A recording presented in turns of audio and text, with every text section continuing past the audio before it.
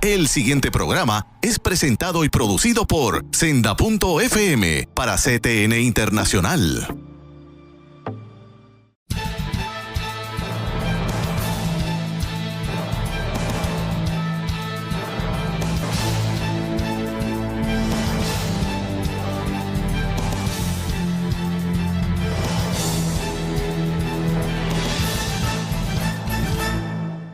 Saludos amigos de Alerta Cristiano, hermanos de tantos años ya compartiendo con ustedes. Gracias, damos gracias a Dios precisamente por tantos años en que estamos compartiendo con ustedes. Ustedes nos abren las puertas de su casa y en los últimos programas hemos estado tratando de que ustedes se incorporen a esta conversación. Y estoy hablando de conversaciones teológicas con el doctor Samuel Sullivan. Bienvenido, Pastor Samuel. Gracias, Eduardo. Pastor y teólogo Samuel Sullivan. Dios les bendiga y Dios bendiga, ¿verdad?, nuestro compartir con aquellos que nos acompañan. Claro que sí. Para los que no me conocen, Eduardo García Resach, cristiano, abogado ya retirado, casado con 3 hijos, 3 nietos y un montón de nietos e hijos postizos o espirituales, como decimos, que hemos ido conociendo a través de los años. Hermano, vamos de lleno al programa. Yo quiero confrontarnos hoy con esta pregunta. ¿Cuán seguro estamos de que creemos lo que decimos creer? Y miren, vamos a comenzar escuchando de la primera carta de Pedro, 3:15, 3 versículo 15. Estad siempre preparados para presentar defensa con mansedumbre y reverencia ante todo el que os demande razón de la esperanza que hay en vosotros.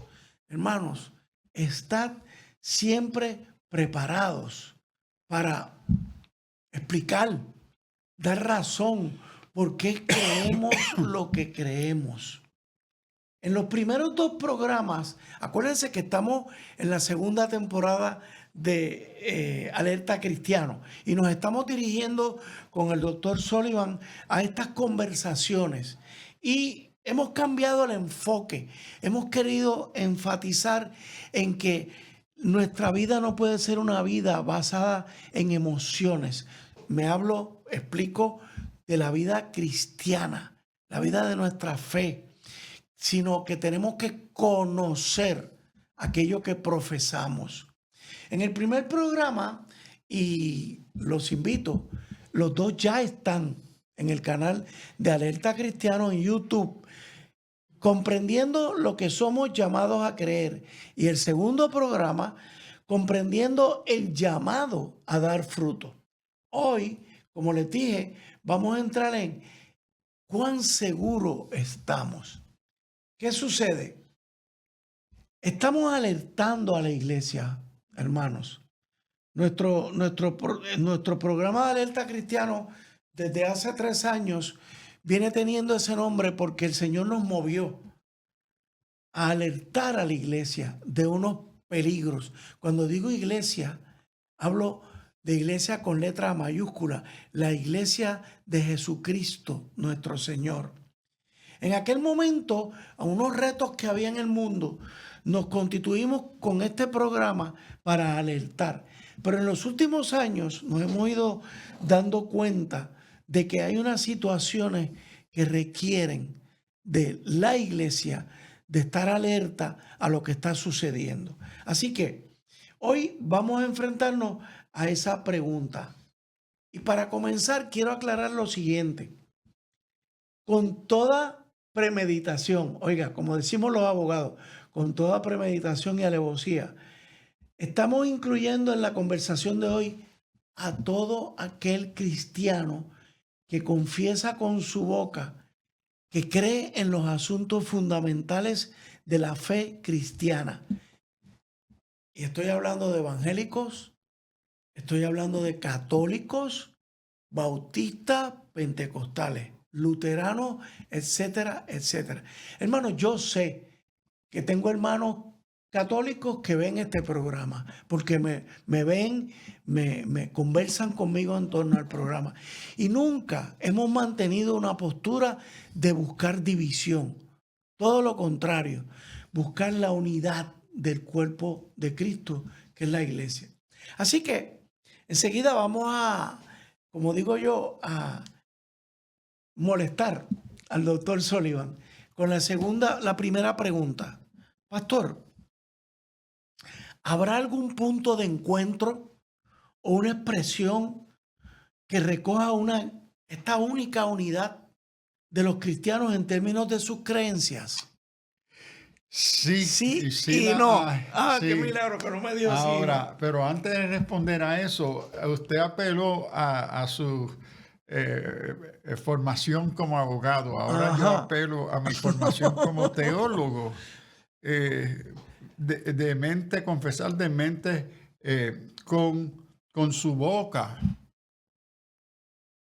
No. Nuestra confesión como cristianos no es de boca. No es de boca. ¿Por qué no, pastor? Esta es la fe que predicamos. Si confesares con tu boca que Jesús es Señor. Ay. Es decir, que la confesión es pública.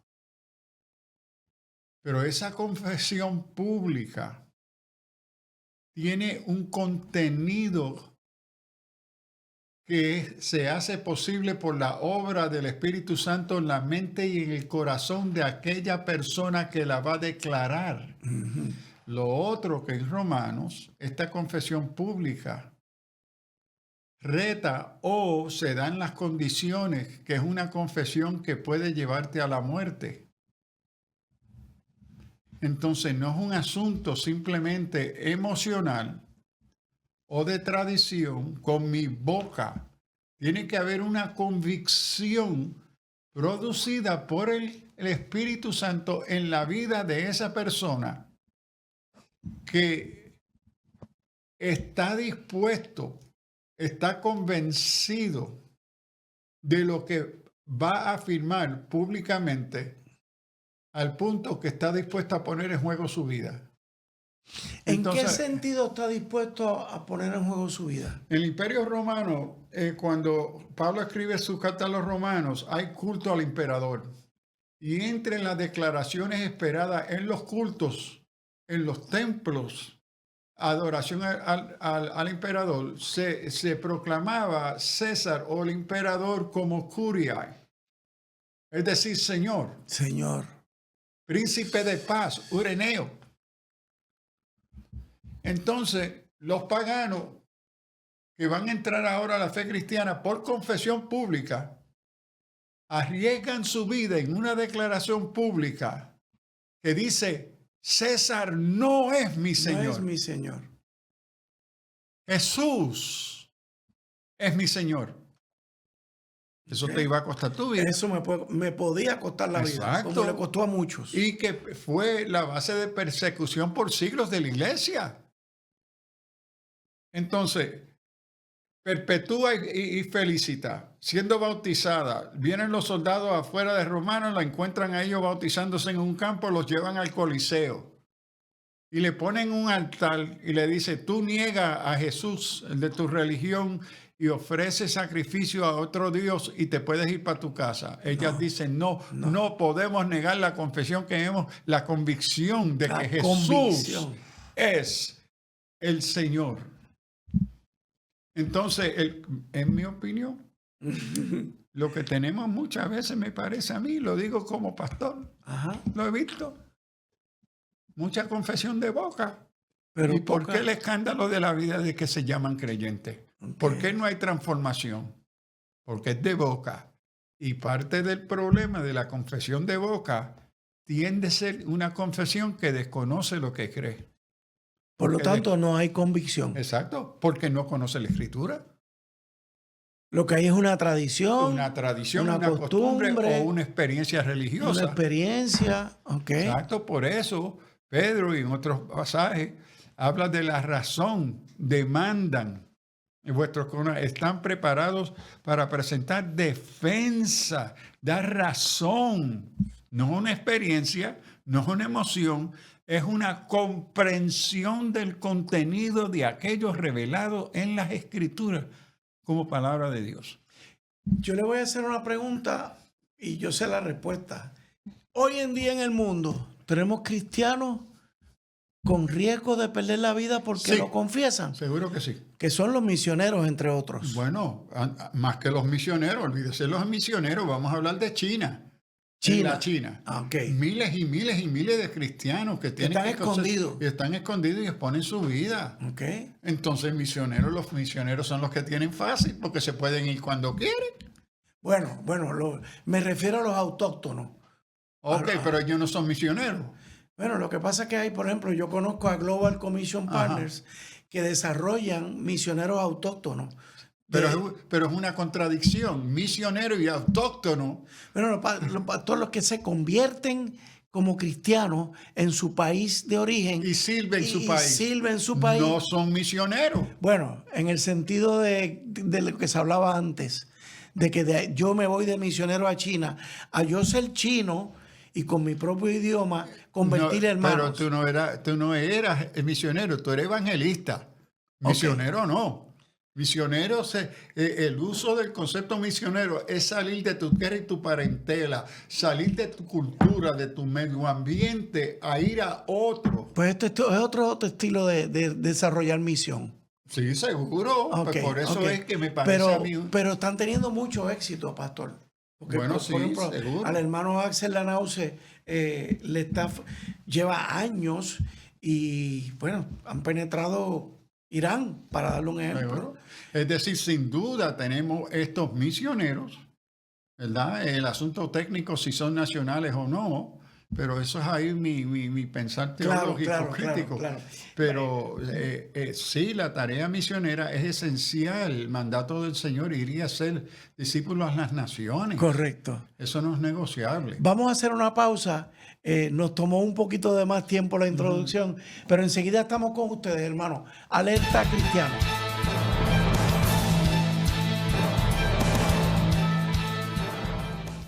Busca a CTNI en YouTube y sé uno de los miles que se han suscrito para disfrutar on demand de la gran variedad de programas diseñados para ti. Suscríbete al canal de YouTube de CTN Internacional. En Senda FM nos dedicamos a traer los éxitos musicales que marcaron tu vida. Que su fidelidad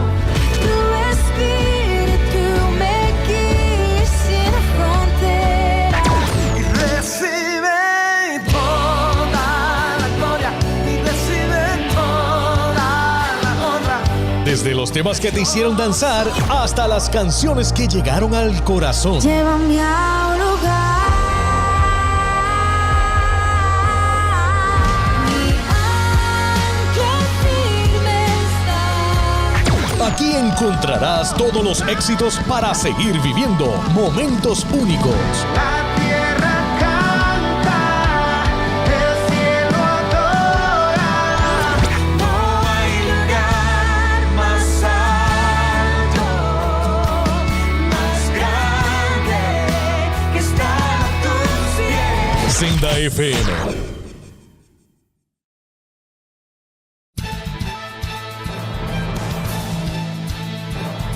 De regreso con ustedes, amigos de Alerta Cristiano. Estábamos en un intercambio muy interesante con el doctor Sullivan sobre esta cuestión de las convicciones, los credos. Lo interrumpí, pastor. Continúe, por favor. No me interrumpió, pero le estamos hablando, la pregunta, ¿qué hay hoy que nos une como iglesia? Porque la iglesia es una. El testimonio bíblico es que la iglesia es una. Entonces, ¿qué es? Y diversa. Porque está en el mundo entero. Entonces, ¿qué es lo que une y ha unido y debe seguir uniendo lo que se llama la iglesia, con mayúscula? Son las escrituras. Primero la escritura, porque el testimonio de la iglesia ha sido que las escrituras son la revelación de Dios, que nos comunica su verdad, sus propósitos, etcétera, que nos revela la condición verdadera del ser humano, la sociedad y cómo se va a resolver la crisis existencial del ser humano. Entonces, la iglesia como una reconoce el lugar de prioridad esencial y necesario de las Sagradas Escrituras. Eso nos une. Ahora, sí tenemos y debemos, creo, que hacer una distinción en nuestro diálogo hacer una distinción entre la autoridad y función de las Escrituras, la Biblia hebrea y el Nuevo Testamento, ambos como sagrados palabra de Dios, y lo que es la interpretación teológica de lo que entendemos las Escrituras nos enseñan, nos revela. Las Escrituras para mí son la palabra de Dios, son una verdad, es la verdad, no una entre otras. Correcto.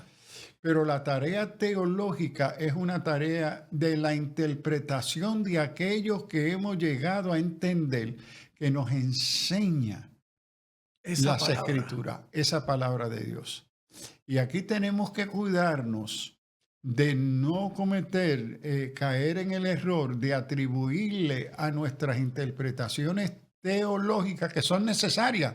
Correcto. No podemos expresar o pensar nuestra fe sin la tarea teológica de reflexión sobre lo que creemos, pero que esa tarea teológica nunca equivale a palabra de Dios. No tiene supremacía sobre la palabra de Dios. Nunca. Eso está ahí. Eso está escrito. Eso, y no solamente que está escrito, porque hay un montón que está escrito. Sí. El asunto que es palabra de Dios, revelación, de la Dios. fuente de lo que está escrito y su propósito. Ni se le quita ni se le pone. Entonces, ¿qué sucede? El peligro teológico es la idolatría. Es decir, que mi interpretación equivale a lo que la Biblia en sí dice y enseña. Correcto. Entonces, esa equivalencia es idolatría teológica, porque le estoy atribuyendo a la función necesaria y importantísima de la reflexión crítica, bíblica, histórica, contextual, multidisciplinaria de la tarea teológica, pero nunca equivale a ser palabra de Dios. Ok. Es la teología de Charlie Brown, que dice, no ha pensado que te puedes equivocar. Muy importante, algo que yo he compartido. Charlie Brown, Sí, el los muñequito. cartoons, los Sí. muñequitos. Yo tengo una presentación que hago en todos mis cursos por más de, bueno, voy para 40 años enseñando teología. El primer curso lo pongo Charlie Brown. Esa pregunta Charlie Brown nunca se la haría a Dios.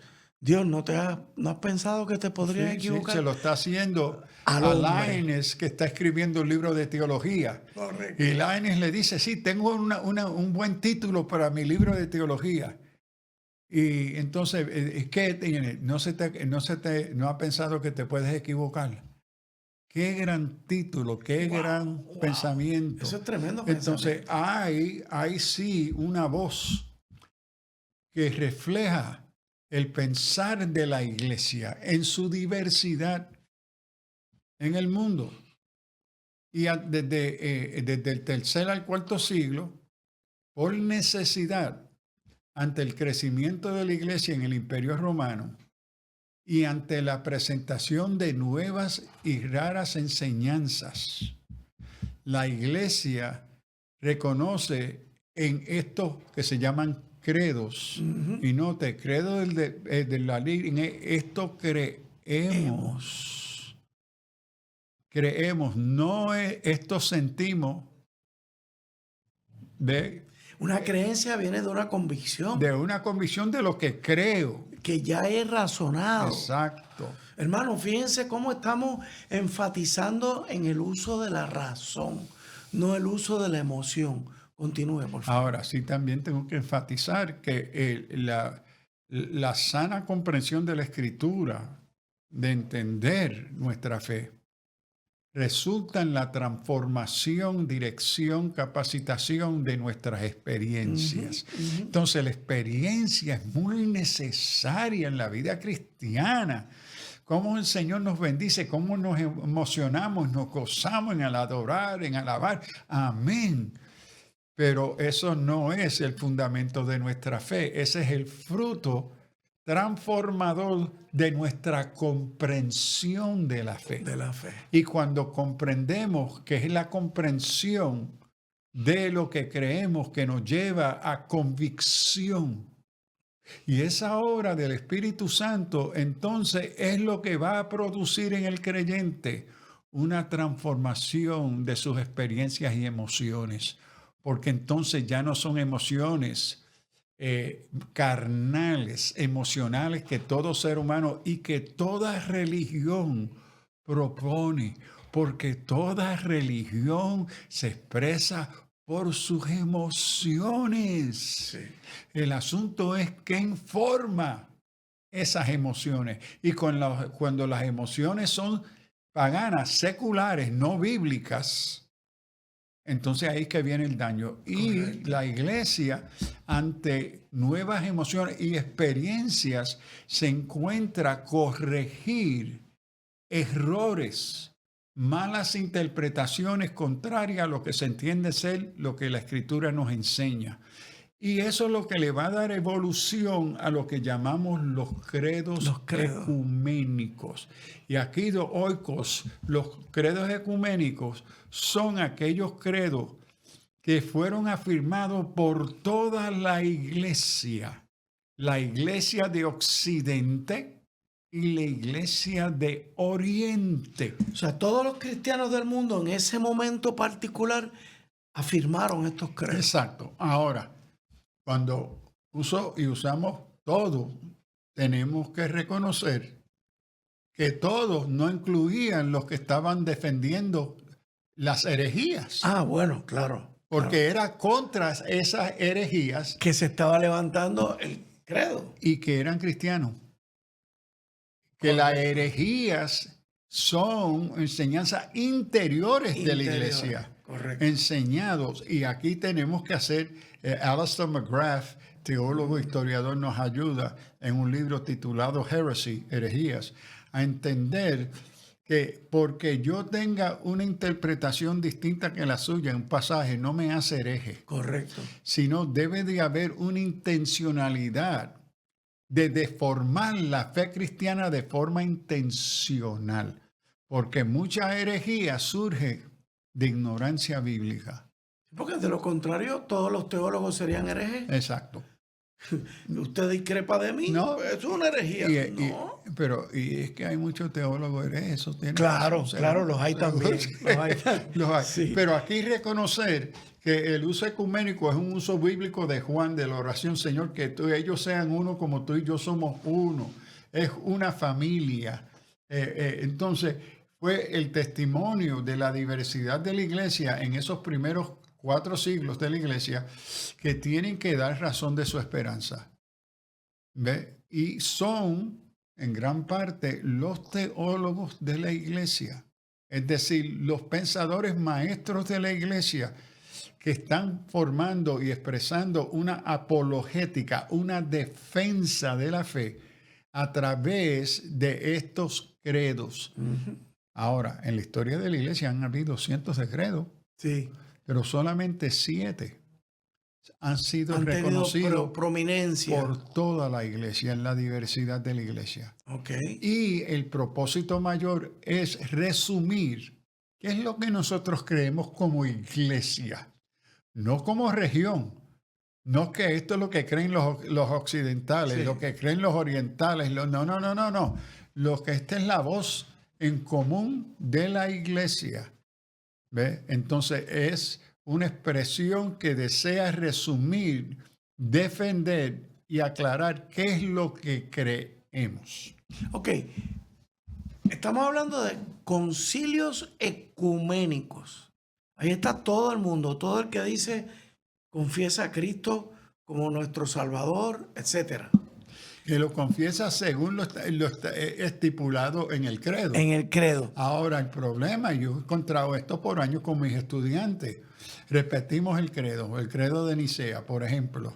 Y, ok, ¿cuántos de ustedes? Sí, el credo. Muchos lo conocen de memoria, De memoria. porque en sus iglesias lo repiten cada domingo. Correcto. Pero entonces, después, cuando entramos en un análisis del contenido teológico de esa aseveración, pregunto, ¿cuántos de ustedes creen en la resurrección? Las manos no se levantan No. porque es una confesión de boca. Es Ahí. una confesión de boca, no lo creen. No lo lo creen. están repitiendo por uso y costumbre, por ¿Cuántos de tradición. ustedes creen en la divinidad de Jesús? O la autoridad de la escritura como palabra de Dios. Ya ahí la cosa cambia. Ahí entonces por eso el asunto de boca y el asunto de convicción son dos cosas muy distintas. Ok. Y aquí en la iglesia, ante su diversidad, ¿verdad? Tiene que entonces aclarar qué es lo que nosotros afirmamos Ok. como iglesia cristiana. Antes de pasar al próximo segmento, hermano, le anunciamos que vamos a empezar a hablar del primero en la historia, el credo de Nicea. Se le dice también el credo niceno. Hacemos una pausa y enseguida estamos con ustedes. Alerta cristiana.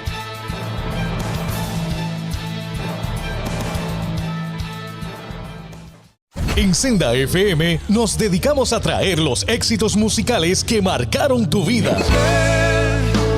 Que su fidelidad Tu espíritu me guíe sin fronteras. y recibe toda la gloria y recibe toda la honra. Desde los temas que te hicieron danzar hasta las canciones que llegaron al corazón. Llévame a un lugar. Mi ancla firme está. Aquí encontrarás todos los éxitos para seguir viviendo momentos únicos. La tierra canta, el cielo adora. No hay lugar más alto, más grande que estar a tus pies. Senda FM. Busca CTNI en YouTube y sé uno de los miles que se han suscrito para disfrutar on demand de la gran variedad de programas diseñados para ti. Suscríbete al canal de YouTube de CTN Internacional.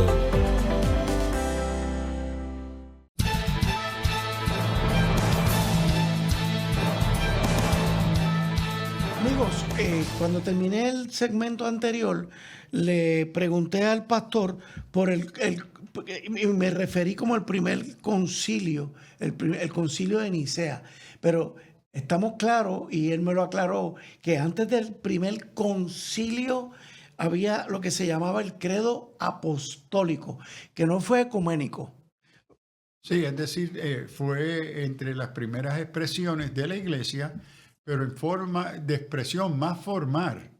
Se va a dar entonces los concilios ecuménicos, que eran mucho más formal, más representativo, pero ya antes del IV siglo está en medio de la iglesia y su diversidad, está compartiendo Todo el trabajo estas apostólico. aseveraciones de la fe. Y el credo apostólico va a representar de una forma hasta cierto punto, que no quiero decir menos crítica en el sentido del pensamiento crítico, Ajá. pero que es menos formal y una expresión más común de la iglesia en su diversidad. Fue una expresión común. Ya el concilio de Nicea fue más formal. Y específico. Y Los específico. credos van a ser específicamente dirigidos a lo que se llama heterodoxia, es decir, falsas doctrinas que han surgido dentro de la iglesia cristiana. Y antes de estas enseñanzas que se están moviendo entre las iglesias, los pastores y maestros de la iglesia dicen, espérate, esto no representa el evangelio, esto deforma nuestra fe bíblica. Fíjese, usted acaba de hablar de los maestros de la iglesia, Yes. la importancia, ¿no?, del maestro, el que muestra, el que enseña. Como dirían, aguanta los caballos, que nos estamos desbocando con unas herejías, se reúnen a formalizar unas expresiones. Y aquí tenemos el primer credo, el credo de Nicea. Distingo de nuevo, el apostólico y el de Nicea fue el primer formal, que empieza hablando, y yo me di cuenta, pastor, el que lo estudia se da cuenta que tiene 3 divisiones. La primera parte, esta que estamos mostrando, se concentra en Dios. La segunda la vamos a mostrar después en Jesús, y la tercera en el Espíritu Santo. Ok, con relación a este, pastor, ¿qué en ese momento podía estar amenazando a la iglesia, que los obligó a ellos a tener que expresarse de esta forma? Ahora, aparte, vemos que el Concilio de Nicea tiene que atender directamente el concepto monoteísta, trinitario, cristiano. Porque el judaísmo, y en este contexto, uno el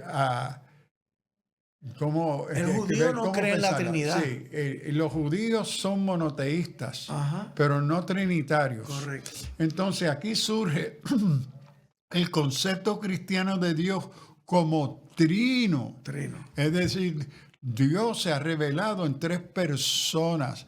Padre, dice, note, Dios Padre, todopoderoso, creador del cielo y de la tierra, de todo lo visible y lo invisible. Creo en un solo Señor Jesucristo, Hijo único de Dios, nacido de Dios, del Padre, antes de todos los siglos.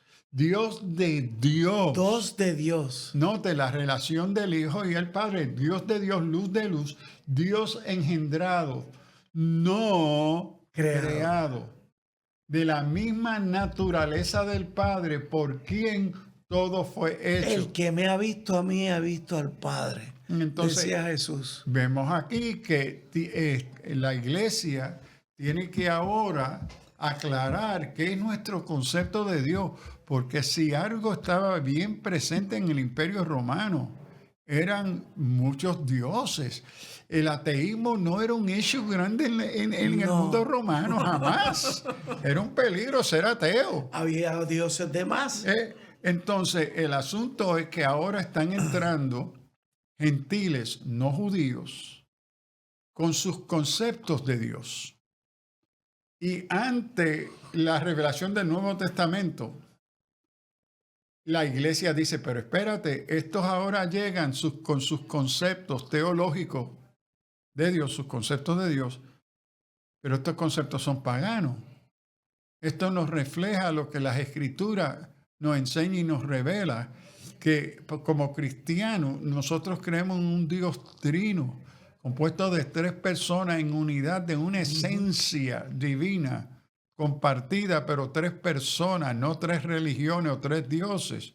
Entonces la iglesia tiene que resumir para las iglesias en su diversidad, esto es lo que creemos, y esta defensa es trinitaria. Es un monoteísmo trinitario. El judaísmo es un monoteísmo singular, singular, no es trinitario. Y aquí, tanto ante la composición judía de la iglesia cristiana y la composición gentil de esa iglesia cristiana, para los dos se le tiene que aclarar, miren, ustedes judíos y su descendencia judía que son ahora cristianos, nosotros somos trinitarios, nosotros no somos monoteístas de un solo Dios, como en Israel. Nuestra fe es distinta. Como los musulmanes. Sí, y los musulmanes, de nuevo, ellos son trinitarios, vienen 600 años, 300 años después de Nicea, vienen entonces los musulmanes y ellos son monoteístas, pero antitrinitarios. No reconocen a Jesús. Es que no, ellos reconocen a Jesús, pero no divino. Como un ser humano, como un profeta. Entonces, el monoteísmo musulmán no es, y quiero enfatizar, no es el mismo Dios del cristianismo. Lo enfatizo, porque hay algunos por ahí en nuestras iglesias que están enseñando que el Islam adora el mismo Dios del cristianismo. Con todo respeto, es un disparate. Y es una contradicción teológica, ontológica sobre la naturaleza de Dios en nuestro concepto trinitario cristiano. Correcto. Entonces, note que de la misma forma, para el cuarto siglo y antes, tienen que estar aclarando qué es lo que creemos. Hoy, ante el Islam, nos encontramos con el mismo problema. Correcto. Que hay creyentes y maestros en nuestras iglesias que están enseñando que el Dios del Islam es el mismo del cristianismo. Y no lo es. Y no lo es, pero no es suficiente decir no lo es. Eso es lo fácil. El asunto es explicar por qué no lo es. Y lo que van a hacer los credos es estar claro por qué no lo es. ¿Ve? Y lo tienen que hacer de una forma reducida, concisa, porque era el propósito de memorizárselo. Correcto. Que el creyente, muchos que no podían leer, podían leérselo y repetirlo y memorizar. Y cuando se le confrontaba, ¿qué es lo que tú crees? Yo creo en Dios Padre Todopoderoso. Y era la recitación del credo. Y eso era como un shibolet. Si se acuerdan del Antiguo Testamento, que había un shibolet, una forma de expresar una palabra que si tú no eras hebreo, tú la ibas a expresar indebidamente. Entonces los shibolets teológicos de la sana doctrina se iban a dar en estos credos. Claro. Y también debo decir que le tomó, note, estamos en el cuarto siglo, en el concilio de Nicea, donde la iglesia ahora está lista y preparada para articular, expresar qué es nuestro concepto trinitario. Y eso le tomó más de 200 años articular y expresarlo por sus maestros, sus teólogos, ante el diálogo y la crítica de las otras religiones. Eso no pasó del día a la mañana. Cuando se introdujo la Trinidad al judaísmo, el monoteísmo singular, se tuvo que explicar cómo es que si nosotros como judíos creemos que Dios es uno es, ¿cómo es que Jesús puede ser divino? Entonces claro. hay dos figuras divinas. Le tomó un tiempo la iglesia defender y explicar eso, pero todavía no era trino. Era binary, padre y hijo. Padre e hijo. ¿No? Pero entonces le va a tomar otros 100 años o más cuando se introduce el Espíritu Santo tercera persona. Correcto. En Juan 17. Yo enviaré otro consolador, Juan 16, 17, y él estará con vosotros. ¿Ok? Espérate. Y es santo, pero el único que es santo es Dios. Entonces tenemos al Dios Padre Santo, el Hijo es santo, y el Espíritu Santo. Espérate. Ahora, acabamos de explicar cómo Jesús es divino. Eso nos tomó más de un siglo. Aunque la iglesia lo afirmó desde el principio. Correcto. Pero explicarlo es otra cosa. La tarea del discipulado, la tarea fundamental de entender lo que creo. No es tan fácil si yo lo creo. No.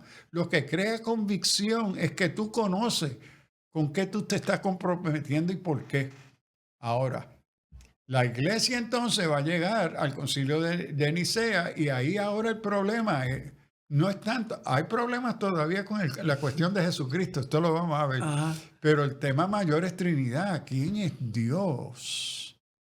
Pero ya la iglesia ha tenido más de un siglo trabajando, apología, defendiendo, debatiendo entre los pensadores, los teólogos mismos. Correcto. Y los pastores, que ante la tarea pastoral tenían que explicarle eso a los feligreses. Correcto. ¿Y quiénes se lo iba a explicar a los pastores? Los maestros. Los maestros. Ahora, aquí quiero enfatizar que en esa relación maestro-pastor no hay jerarquía. El pastor no era superior o inferior al teólogo o al evangelista o al profeta. ¿Ve? No, son coigual miembros el uno del otro, pero cada uno desempeñando su ministerio a favor de todo el cuerpo de Cristo. De la unidad. Entonces, los que están dando explicando y dándole cabeza a la defensa de la fe son los maestros, y muchos de estos maestros eran también pastores, otros no eran pastores. La mayoría no fueron pastores, fueron maestros de que la iglesia. terminaron siendo los teólogos. Exacto, los teólogos. Los que Los más tarde, estudiosos. y más tarde en Europa, son los que van a fundar las primeras Las universidades. universidades. Amigos, vamos a hacer una pausa. Esto está demasiado interesante, amigos. Y vamos a continuar con las otras porciones del credo de Nicea como un ejemplo de lo que estamos discutiendo. Alerta cristiana.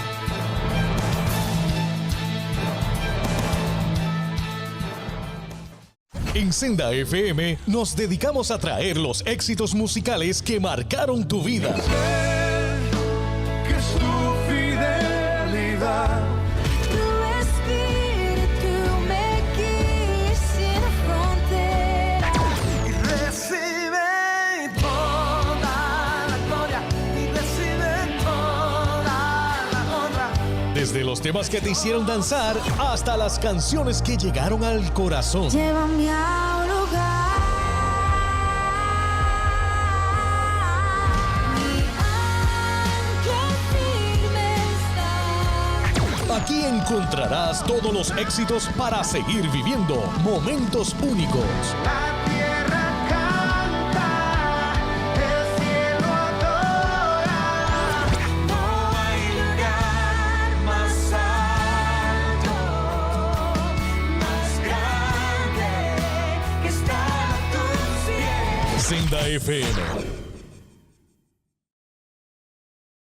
Busca CTNI en YouTube y sé uno de los miles que se han suscrito para disfrutar on demand de la gran variedad de programas diseñados para ti. Suscríbete al canal de YouTube de CTN Internacional.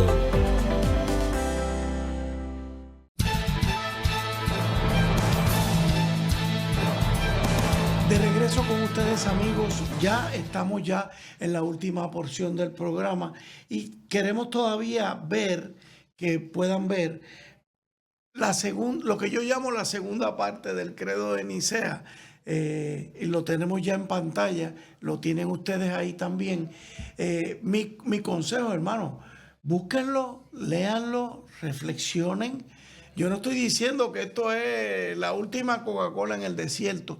Es un ejemplo que estamos discutiendo con ustedes en esta conversación de cómo la iglesia buscaba, podríamos decir, pastor, buscar la unidad, mantener la unidad frente a los ataques de herejías, gobiernos, etcétera. Y note que el criterio de unidad fue la palabra, no la estructura organizativa. Correcto. De la La religión, unidad de la fe. palabra, de la palabra. fe, de lo que creemos. Correcto.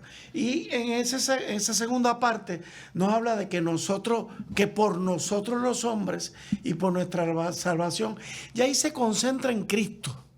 ¿A qué vino nuestro Señor Jesucristo? ¿Cómo se encarnó? Ahí estamos de acuerdo Y en más que se tarde- encarnó. Y más tarde van a haber otros credos que tienen que defender la verdadera encarnación. Correcto. Porque otra de las herejías que va a subir temprano en la iglesia es un tipo de espiritismo, gnosticismo, a donde cristianos y Que líderes no nació de mujer. van a negar que fue una verdadera encarnación, sino que fue un espíritu. Eso es gnóstico.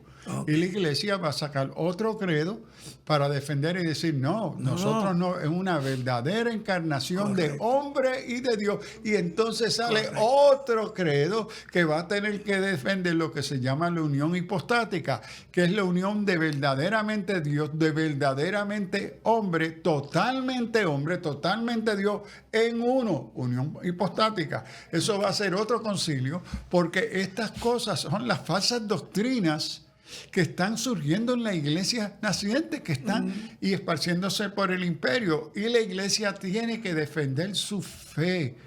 Y los que son llamados a defenderla en ese sentido del pensar, de entender la fe, son los maestros de la iglesia. Ok.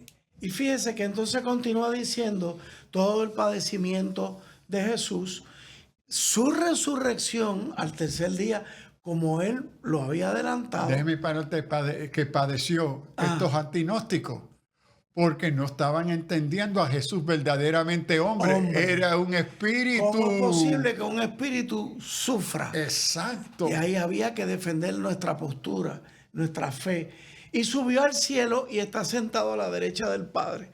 Y de nuevo, ya aquí está cubriendo los últimos tiempos. Habrá de venir con gloria para juzgar a vivos y muertos.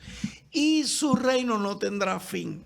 Vamos a ver la tercera porción. Antes de moverse, perdón. note el énfasis de la resurrección. Sin resurrección corporal histórica, no hay fe cristiana. No hay fe cristiana. Sí, sí. Lo que va a comprobar su identidad divina dentro de su encarnación Es que resucita. va a ser la resurrección corporal, no mitológica, no figurativa, no simbólica, no tipológica. Correcto.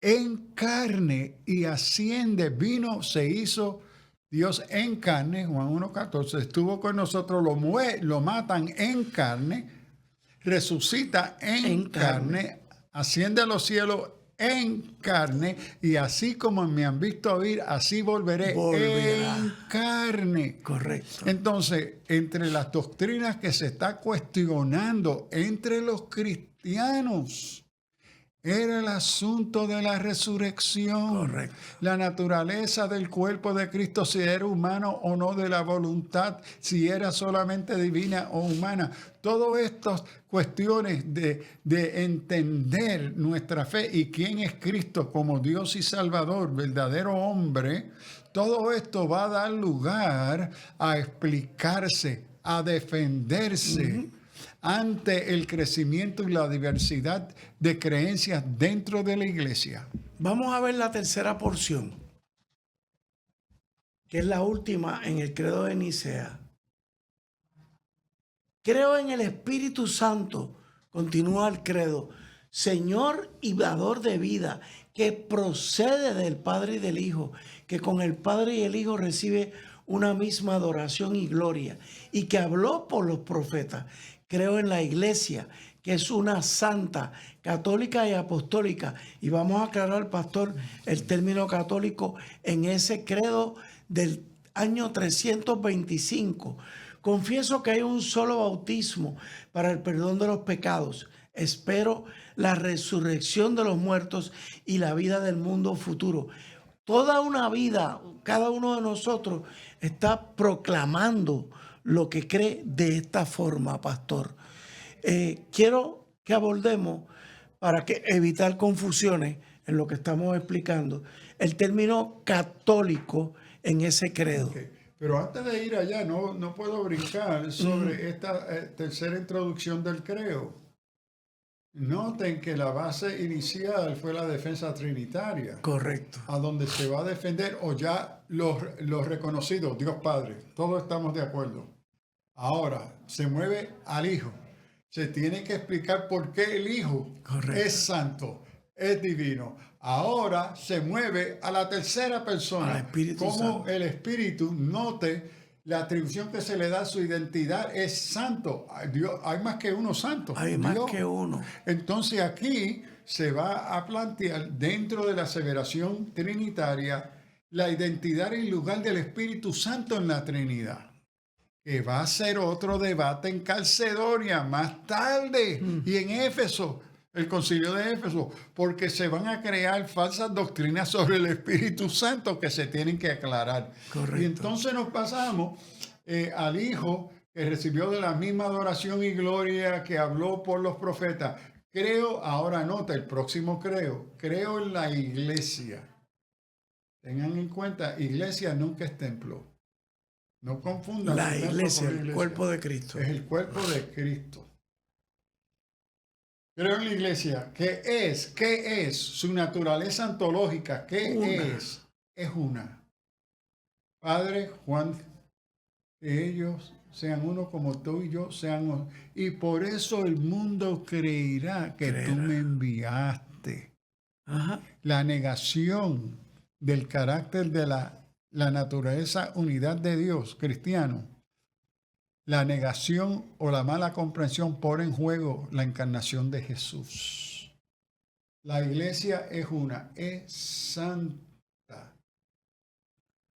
Santa, porque ella es reflejo de su Dios y la iglesia es el lugar a donde Dios invita al Creador, al mundo, a conocer su presencia santa. Le intercalo una pregunta. Si yo soy miembro de ese cuerpo, ¿por qué yo soy santo?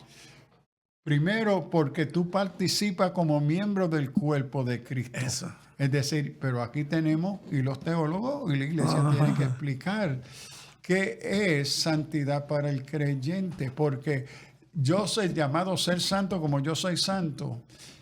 Cuando se malinterpreta, el resultado es que yo también soy divino, porque el único santo es Dios. No.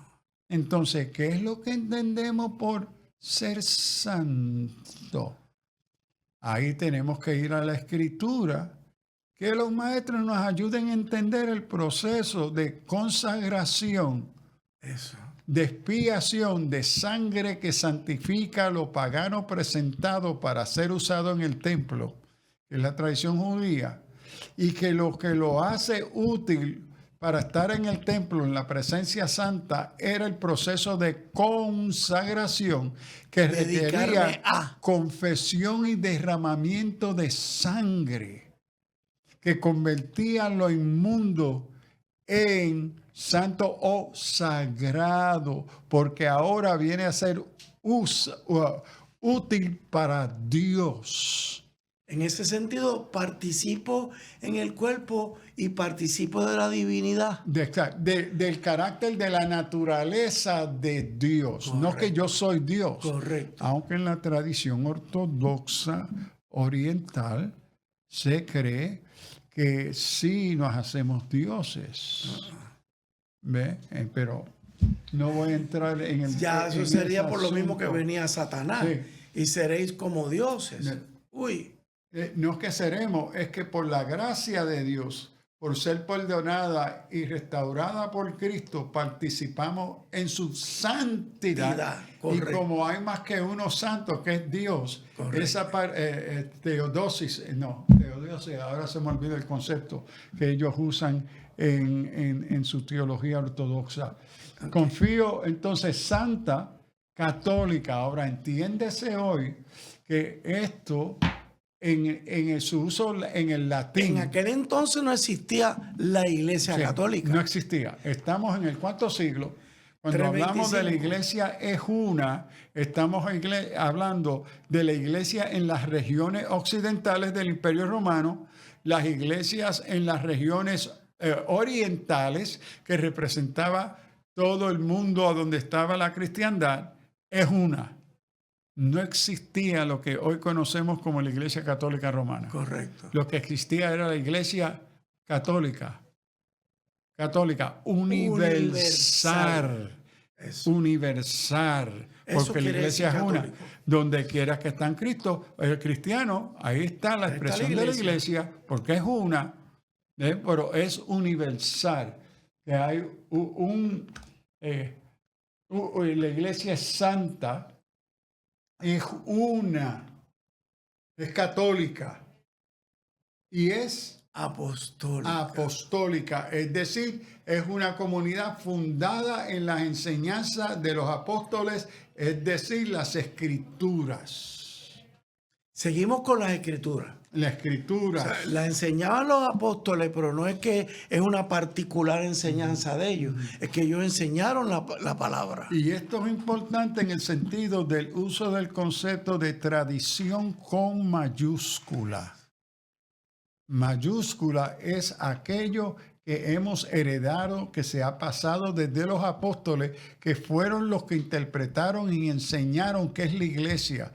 No olviden que Jesús, solamente en los evangelios aparece la palabra iglesia en 2 ocasiones, porque no existía el concepto de iglesia que se va a dar en Pentecostés, porque en el Nuevo Testamento, cuando aparecen los 2 usos de eclesia, en los evangelios se está usando en su sentido secular, político, social, de una reunión, punto. Una reunión. No convoca o no representa la naturaleza y el llamado santo y sagrado de dicha reunión. Aunque también la palabra eclesía se usan por las otras religiones para hablar de su reunión. Correcto. Pero, ¿por qué? Porque la iglesia todavía no existe, pero ahora existe la iglesia y los maestros, los que van a traerle continuidad a las enseñanzas del evangelio, son los apóstoles. Y lo que ellos van a enseñar a sus discípulos va a constituir la línea de tradición apostólica. Okay. Y la tarea era que esa línea de la enseñanza de Jesús a los apóstoles, Se a la iglesia, mantuviera. se tiene que mantener santa. Santa. Se tiene que cuestionar las herejías que van a Libre de deformar. Vientos de doctrina. Exacto. Y ahí ellos tienen que proteger ese carácter apostólico que es el contenido del evangelio y la sana doctrina. Nos queda un minuto, Pastor Líder. Tenía una pregunta que yo creo que con ella no terminamos, pero ¿de qué se tiene que cuidar hoy la iglesia? Porque usted me está hablando de que había que mantener lo que Jesús nos había pedido. Hoy en día, la iglesia tiene vientos de doctrina por donde quiera. Bueno, hoy... Podríamos decir que uno de esos vientos de doctrina son las emociones. Bueno, es mucho más que eso, que muchos de los que estos 7 credos representan y querían defender, siguen hoy, no han desaparecido. La lucha sigue. Y es peor porque hoy en el pensamiento teológico liberal se enseña que no existe herejía ni ortodoxa.